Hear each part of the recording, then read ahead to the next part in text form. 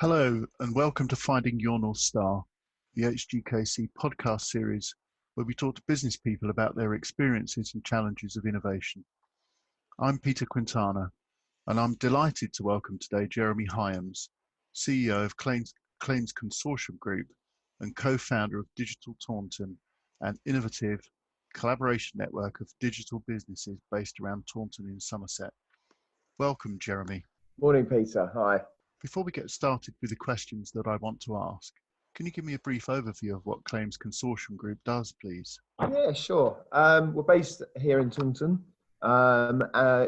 Basically, it's a claims handling company that helps insurance companies settle claims, predominantly under the sort of £25,000 mark. So essentially, if you were to have an insurance claim after a storm, and the insurance company would call us up, we'd attend your property, look at your roof, tell you whether it's a claim or not, and then if it is a claim, either negotiate cash for you or negotiate or get a repairer in for you. That's simply it, really. Do you work mostly with domestic property claims or commercial as well? And on the whole, I'd say it's probably about 80%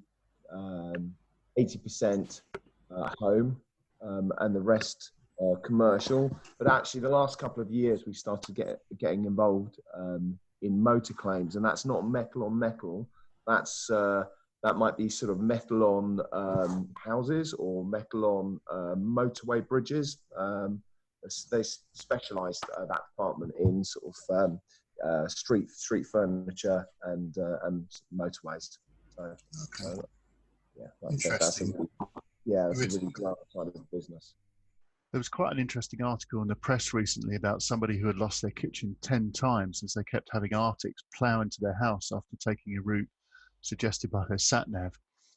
After coming home from a weekend away, the first thing they do is check that it's still there. Wow, well, that's awful, but that's unfortunately that's exactly the sort of thing that they do.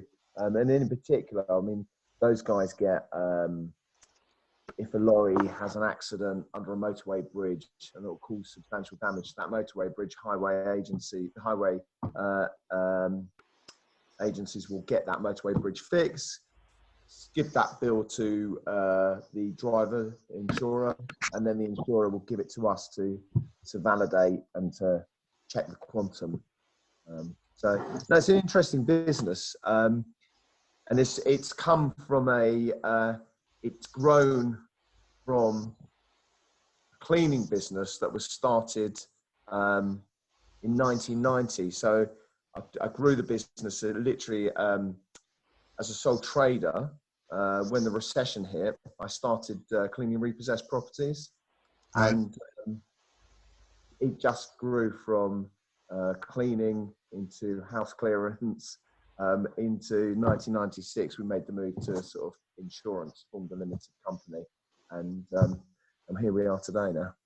That's fascinating and a really interesting story. We need to sit down and have a cup of coffee and talk about that in a bit more detail. We connected on LinkedIn a while ago when we invited you to join one of our events on scaling businesses. We thought your experience of growth at Claims Consortium, both the good and the challenging, will be both valuable and interesting to other attendees. At the time, you were busy launching a new service and going through an acquisition. How have those projects gone? Quite interesting timing, actually. Yeah. So I'll come on to the acquisition in a minute, because that was a while ago when we spoke. But so the new service is rather random and not on the surface in keeping with what we do with everything else, right? So we've set up a training company, which it seems a bit bizarre because what I just said we do. But the thing is we have about 300 people in the business. And the thing is that we're really focused on empowering our people in the business. But for them to be empowered, for them to be engaged, they need to have the right training tools around them. So we have a lot of trainers within the business, but that is clearly a high infrastructure cost, right? So, for example, there was a clear desire and need by our people that they showed a real interest to be mental health first aiders, and we didn't want to be restricted by other companies coming in and doing the training and being restricted by how much it would cost. So we decided to take one of our guys in the training department, put her on a Mental Health England training course, train the trainer, and she became fully qualified to do that, which meant that literally at any time, if someone wanted to be a mental health first aider, they could just do the training, really simple, in-house. And now we've got about 40 first aiders. But of course, so we've got that sort of infrastructure, we've got that cost, we've got that ability to be able to do it to our people. This is just one example of what we do, but we've now got this skill set where we can go to the community, we can go to our market and say, hey, actually, look, this is clearly something that's really important. And we can sort of start selling them those services. And that goes right across the board, from something as important to first aid, but also, mental health first aid, but we also do fire and first aid and other things. But as you say, it just allows us to continually invest in the people. We have a coach that we have very much a coaching style of doing business, and we've set up our own coaching department, our own coaching company, which is that's part of the training business. And again, that's been really successful, launching that, going to the community and going to our marketplace, just tapping into those guys and just showing them the sort of things that we're doing and training that out. So yeah, it's a little bit random from what we do, but it helps create the infrastructure we want to support our people in the business. I think that sounds like a really creative and innovative way of using the skills building up inside your organization, primarily to develop your organization, but also from a commercial perspective. It makes sense if you can offer that to somebody else, and it helps you to maintain your investment in the service. Yeah, definitely. And one thing I think we have, I think we, you'd expect me to say it, right? But I think we have a strong brand in what we do with our people. We've Sunday Times top 100 companies to work for 2 years running. So we've got, and we really focus on trying to do the right thing for our people. And I'm not saying we always get it right, but I'm saying we've got a very clear goal to what we want to do. And I think both our marketplace and our community see that. So almost selling these products are quite easy, because we're saying, hey, look, this is what we do, just a replication of that, or help them on the journey to there. So yeah, it works well. Good. But I'll say it's something new, so we're playing that. And the other answer to your question, the acquisition, very very aptly timing. We completed on it this week. Okay, great. It was fascinating experience. I've never done anything like that before. Completely out of my comfort zone. It was we sort of, there were lots of hurdles, lots of walls. It took lots of different directions, but absolutely delighted to welcome these guys on board. There's just under 30 of them. And effectively what they are is a tier 1 supplier. They're a loss adjusting company. We're a tier 2 supplier. So it makes sense for us to you can see why we perhaps want to do it straight away. Puts us in a slightly different position in the marketplace. It allows us some phenomenal opportunities using their experts and our technology, and combining them together. We think we can be quite disruptive in what we want to do. But if I had to sort of summarize it really briefly, we specialize, as I said, in under 25k stuff, all the insurance claims under 25k, and they specialize in 25 to 250k. Okay. So it's a perfect fit for us. Yeah, an extension of your value chain, isn't it? Yeah, and they're the same culture as us as well. So it's really exciting times. Good. When we spoke on the phone recently, I think it was shortly after I'd been in touch with you about doing this podcast, You said you had a really strong sense of the North Star in your life and in your work. Could you talk about what it is and what it means to you? Yeah, I mean, I was interested because I do refer to it as a North Star, and I don't hear a lot of people call it a North Star. Um, so I was quite fascinated by that. But essentially, for me, I mean, I'm really badly dyslexic, so I struggle. I've always struggled to think in a way that most people think. Um, and so I tend to think pictorially in my Right. head, and I use kind of emotions in my head. I feel things, I see things in my head, and I've got very clear visions in my head. So I talk about visions a lot, which makes me sound a bit crazy.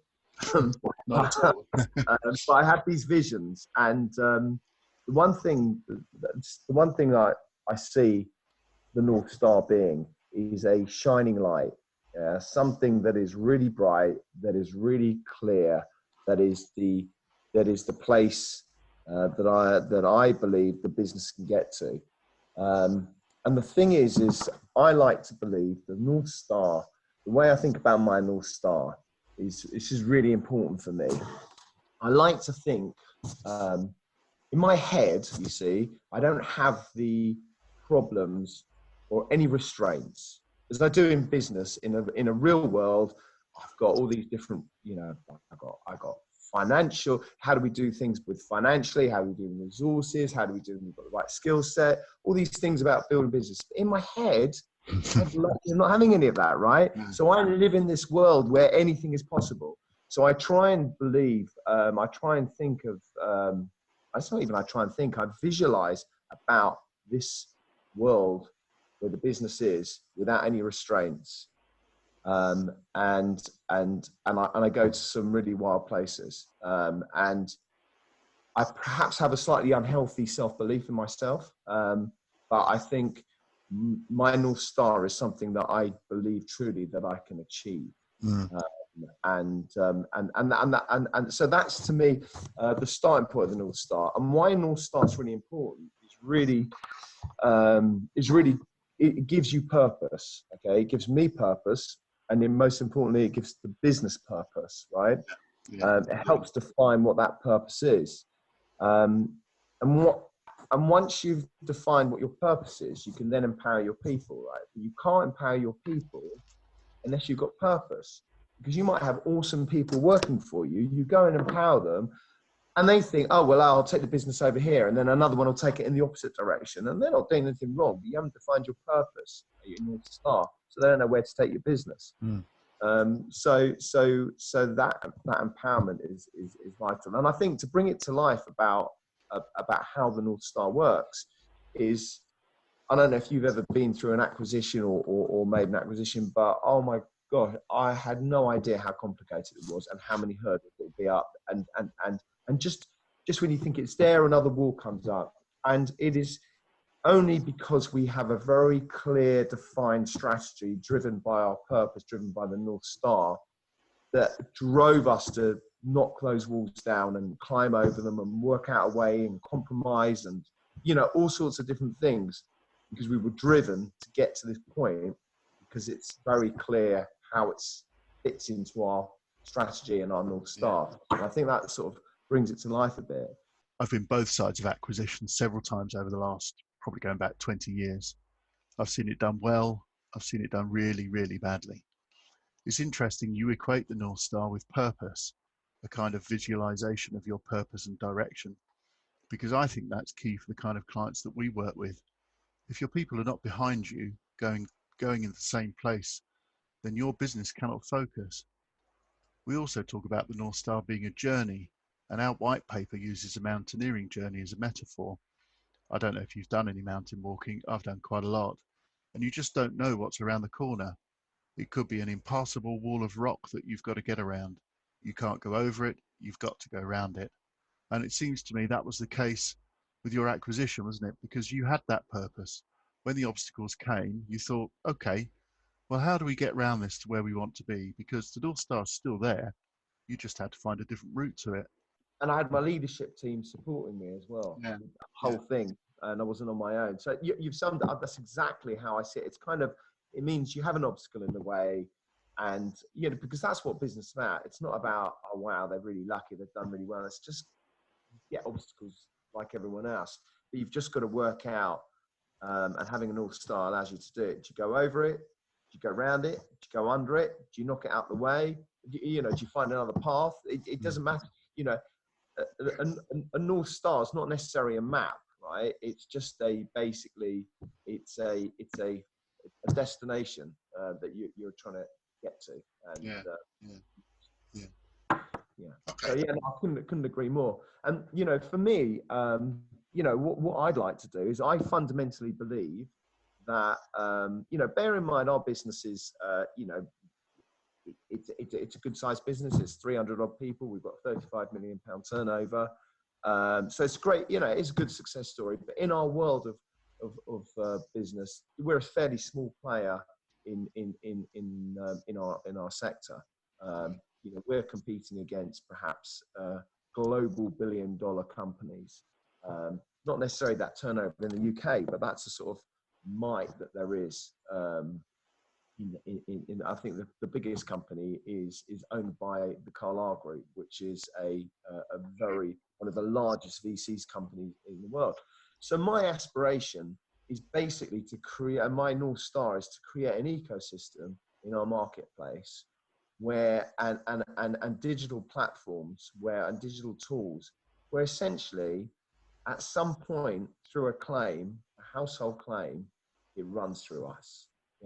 So all our competitors somehow tie into that ecosystem, and essentially, that's what we're trying to do. We're trying to break the existing marketplace and create the services that are there, and create something completely new, coming in from a very disruptive angle. And we certainly, the other thing I think is really important is part of the North Star is, I want our business to be seen as a benchmark in the UK about how every business should treat their people and treat customers. I'm not saying that we are that beacon now. I'm not saying that we're that benchmark. I think that'd be very arrogant. We're probably a long way from that. But we have an appetite and a desire to be that business where they go, oh, just want to be, I want people to draw inspiration for how we treat our people. How we are, and also the other thing is, I visualize the business being completely integrated into the community. I think the community is massively important, and I see us being like a beating heart of the community, and it all ties in together, and that's what my North Star is. Excellent. That is very clear, and I would imagine that that's inspirational for the people around you too. Your mission statement for Claims Consortium sets out to deliver an unrivaled customer experience by combining an exceptional service with innovative technologies. How have you used technology to innovate what you do? Okay. So there's two strands. There's two strands to that. First of all, I think that to get the customer service bit right, you can have awesome technology, but unless you've got fantastic people that get your business, all that great technology is going to do, if you're not offering great service, is just amplify that. So it's really important, before talking about the technology, in my opinion, part of the strategy is just focusing on our people as well. It's a combined thing. You need to have engaged, empowered people using great technology. But to answer that question now, to bring it to life, and I don't know if you've ever had an insurance claim. I'm fortunate to have an insurance claim, but it's a very linear process. So if you were to have a claim, the chances are you could have an escape. If you had an escape of water, let's say water coming through from your bathroom into your kitchen, it could be under £5,000, but you might have a separate surveyor come out to your property, a separate drying company coming out to your property, a separate flooring company, a separate building company, and maybe someone to put you into alternative accommodation. Yeah. They're all separate companies, and none of the companies can be talking to each other. So you may have the best service in the world from these guys. They may turn up on time. They may do great workmanship. But if you have to tell each individual company the same thing over and over again, you feel like you're project managing it, and you feel like no one is listening to you. You don't care that they're 5 different companies. You just want to make one. It's just one claim to you, right? So what we've done is created some software that links all the different supply chains together, whether there are supply chains or whether there are peer supply chains. It links them all together, and it gives one common platform. So everyone knows what's going on with that claim. Everyone can see the same information, and the customer only has to share what's important to them once. They don't have to share it countless times with loads of different suppliers. So it sits above what everyone else is doing, and that in itself speeds the claim up and just drives better customer service. And that to me is probably our biggest thing that we've done to date with technology. That sounds really strong, Jeremy. So, are your clients the insurance companies? Do you get engaged by an insurance company that's on the receiving end of a claim, or can individual policyholders opt to use your services? Oh, it's good. It's a good question. Our business comes purely from the insurance companies. Our insurance companies are our clients, but their customers, the policyholders, who are basically the top of the chain. So we're servicing their customers, really. Whilst they don't pay us, they are the people at the top of the sort of thing. I mentioned in my introduction that you recently co-founded Digital Taunton. What made you decide to get involved in setting this up? Was it to do with wanting to be embedded in the community, or do you have other goals for the network? A bit of each. If I'm brutally honest, I was frustrated with trying to attract really great sort of software guys, and finding that they were all leaving, going out of Taunton, going to Bristol, or going beyond. And also very frustrated with the infrastructure, certainly around Taunton. And I got chatting with the council. I got chatting with someone else, this chap called Shane, and we all agreed that it just, we just needed to do something about it. So for a couple of years, Shane, myself, the council, and a group met. About 20 other companies met once a quarter. In the end, it didn't really go very far, but Shane and I decided to take the bull by the horns because we had real strong aspirations to deliver something. And 6 months ago, we created a non-for-profit community interest company called Digital Taunton. Was never supposed to be a networking event. Don't even like that word. Ironically, it's become the biggest, most engaging network event in Taunton. We get to sort of like have 80 to 100 people there every month in Taunton, which is quite staggering.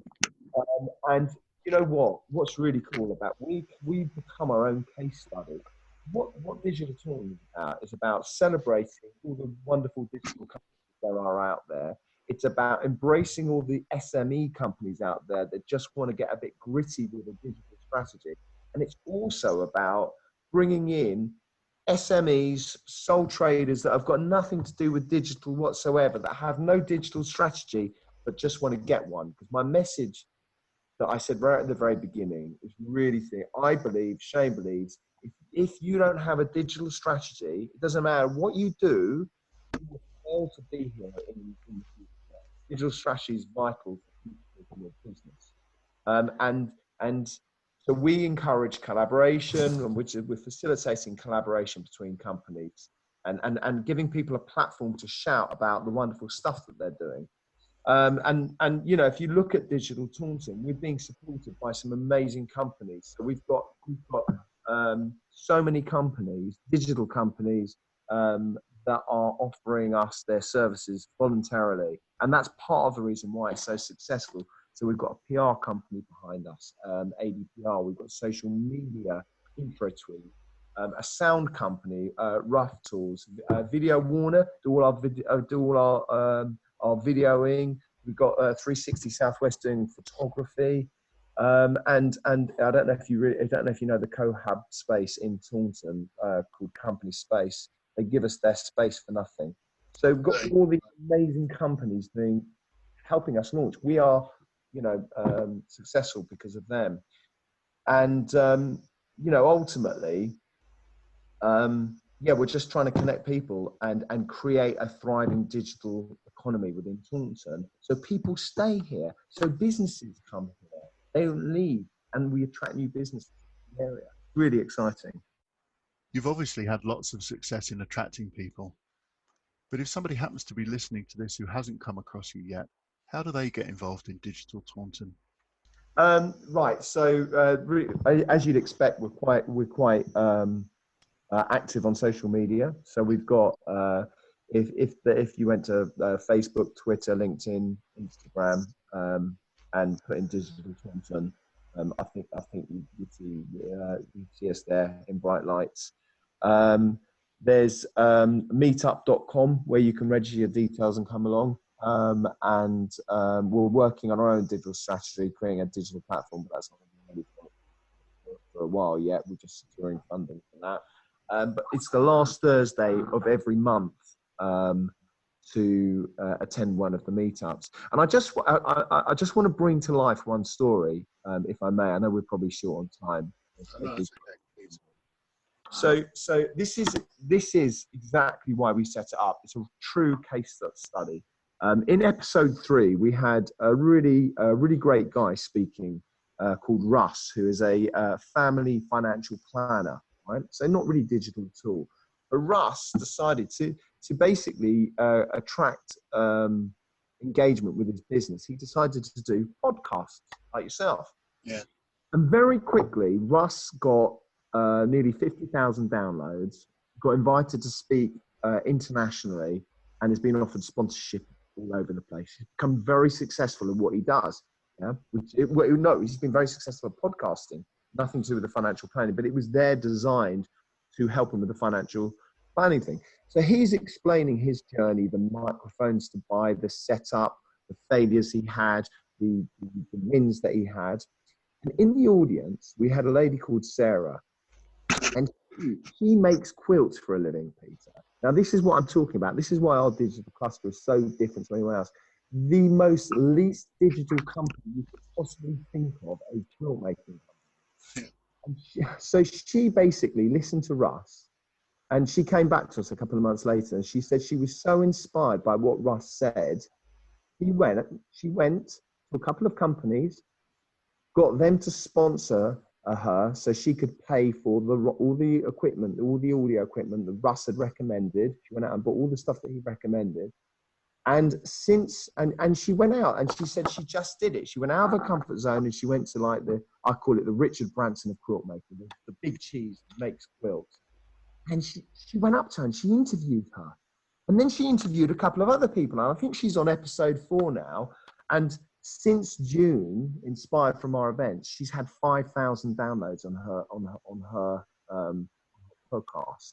So I would say to anyone who thinks a digital strategy is not relevant because they're not in that business, if you think you're a quilt maker and you haven't got on point with creating a digital strategy, how are you going to compete with someone like Sarah, who's now creating interest probably globally on what she does? She's got a digital strategy in terms of how she's communicating with people. She's also attracting a lot of people through her social media sites now. So that's what I'm talking about. And that is just completely gives clarity of what we're trying to do. And, I'm buzzing from it. I'm really enjoying it. I can hear, and I can completely understand why. It's an amazing story. And on that amazing story, we're going to have to end this conversation. I'm sure we could talk a lot more, and maybe we will. It remains for me to thank you, Jeremy, for joining us. It's been a real pleasure to talk to you.